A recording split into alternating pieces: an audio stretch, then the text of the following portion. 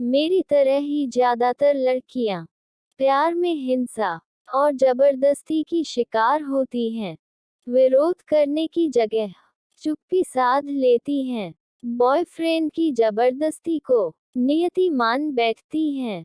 Relationship की शुरुआती 2 साल मैंने भी वो सब कुछ झेला, सहन किया, जो ज्यादातर लड़कियां करती हैं। दरअसल मैं उसे खुद से भी ज्यादा प्यार करती थी, और यही वजह थी कि उसकी हिंसक प्रवृत्ति भी मेरी आंखें नहीं खोल पा रही थी।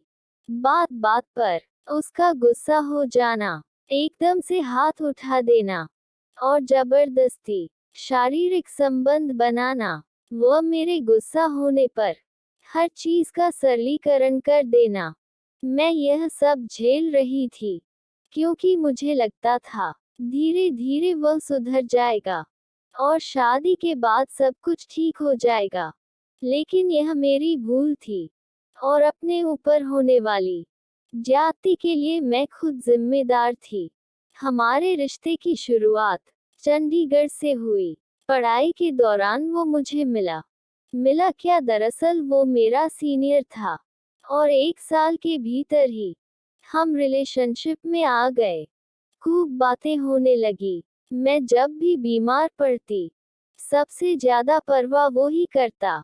मुझे डॉक्टर के पास ले जाने से लेकर दवाएं लाने और छोटी छोटी बातों पर हालचाल जानने तक, ऐसा लगता कि दुनिया में मेरे सिवाय उसके लिए कोई दूसरी चीज मायने ही नहीं रखती है।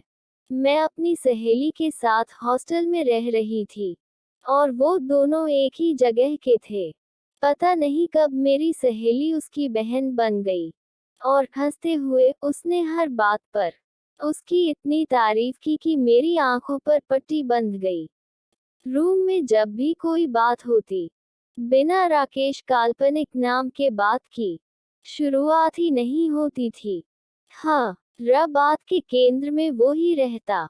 उससे ही बातें शुरू होती और उस पर ही खत्म होती। पता ही नहीं चला कि मेरे मन के भीतर वो एक नायक की भूमिका में कब बस गया। बाकी लड़कों से एकदम अलग लगने लगा। मैं अपनी हर छोटी छोटी बातें शेयर करने लगी। एक दिन भी बात नहीं होती तो मेरे भीतर निराशा का भाव जागने लगता। अंदर से न जाने कैसी बिजली कौंध उठती कि मैं आतुर हो उठती बात करने और मिलने के लिए। इस तरह मैं उसके साथ घंटों बिताने लगी। पता ही नहीं चला कब कॉलेज में उसका आखिरी साल आ गया। अभी आपके सामने उसकी बात कर रही हूँ, तो एक क्रूर गुंडे की तरह उसका चेहरा मेरे आंखों के आगे उभर आ रहा है, जबकि उस वक्त यही वही चेहरा था जो मुझे बाकी सभी चेहरों से एकदम अलग और मासूम लगता था। खैर, यादें काफी लंबी हैं। साल 2013 था, हम रांझना फिल्म देखकर लौट रहे थे। कोमल बदला नाम भी साथ थी। हाँ, मैं हॉस्टल न जाकर सीधे उसके कमरे पर चले गए। यह कोमल का ही प्लान था, और मुझे भी कोई आपत्ति नहीं थी। ना बाहर से ही पैक कराकर लाए थे। ड्रिंक, खूब बातचीत और खाना खाने के बाद कोमल दूसरे कमरे में सोने चली गई। मैं और वो ही साथ थे। मैं उसकी बाहों में न जाने कितने सपने देखने लगी। वो कुछ और ही चाहता था, और मैं तैयार नहीं थी। मैंने ऐसा कुछ सोचा भी नहीं था। इसलिए जब उसकी छेड़खानी बढ़ने लगी तो मैं एकदम से गुस्सा हो गई, और कोमल के साथ दूसरे रूम में जाने लगी। उसको यह बात इतनी नागवार गुजरी कि वो झटके से बौखला गया। सने मेरे पूरे शरीर को झकझोरते हुए मुझे वापस खींच लिया और जोरों से एक चाटा जड़ दिया। आंखों से बस आंसू ही बहते रहे। कुछ समझ में नहीं आया। दिमाग सन रह गया था। बिस्तर पर वो मेरे शरीर को नोच रहा था, और मैं बेजान और बेसुध पड़ी थी। का मन होता जोर से चिल्लाऊं, खूब रोऊं, और कोई भारी चीज उसके सिर में मारकर कोमल के पास चली जाऊं। मैं अंदर से टूट गई थी और उसे बस अपनी भूख मिटानी थी।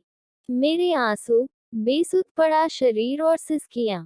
उसे किसी चीज से मतलब नहीं था। उस रात 3 बजे तक मैं रोती रही और उसने एक बार भी मुझे नहीं मनाया।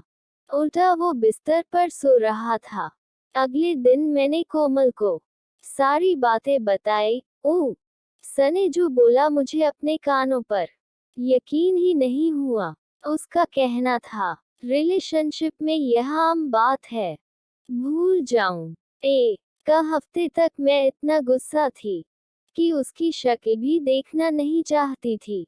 लेकिन घर में कोमल, फोन और मैसेज में उसका भोलापन, माफी के मैसेज और बार बार फोन। पता नहीं क्या हुआ, मैं उससे अपने रिलेशनशिप को खत्म नहीं कर पाई। कई बार ऐसा ही हुआ। वैसे वह सामान्य रहता, लेकिन जब उसका मन शारीरिक संबंध बनाने का होता, वह खूंखार में तब्दील हो जाता। हाथ उठाने से भी गुरेज नहीं करता, गालियां देने लगता। ऐसा ही चलता रहा और वो दिन भी आ गया जब कॉलेज में उसकी विदाई की पार्टी थी। दिन भी उन्हें वैसा ही किया जैसे रांझना फिल्म देखने के बाद। मैं पूरी घटना बताना नहीं चाहती। सके बाद मैंने उससे दूरी बना ली। वो कई कई फोन करता, मैं कम का ही जवाब देती। मुझे उससे नफरत हो गई थी। कॉलेज खत्म हुआ, मैं दिल्ली आ गई और यहाँ एक प्राइवेट कंपनी में काम करने लगी। फिर मेरी उससे कोमल की शादी में मुलाकात हुई। शादी मुंबई में थी और वह भी आया था। उसके और मेरे बीच दूरी थी, लेकिन वह ऐसा दिखा रहा था जैसे उसकी कोई गलती न हो, बेहद भोला हो। मैं उसकी शक्ल भी देखना नहीं चाहती थी, लेकिन दोस्तों के बीच बेमन से उसकी बातों का जवाब दे रही थी। अचानक फेरों के वक्त वह मेरे करीब आ गया और उसने मेरा हाथ पकड़ लिया। उसका स्पर्श होते ही मैं अंदर तक हिल गई। पूरा शरीर मानो पसीना पसीना होने लगा। मैंने उसके हाथ को झटका और वहां से दूर हो गई। वह मुस्कुराता रहा था। सकी शक्ल अभी भी भोली लग रही थी, लेकिन अंदर से वो किसी जानवर से कम नहीं था जो सिर्फ शरीर का भूखा हो।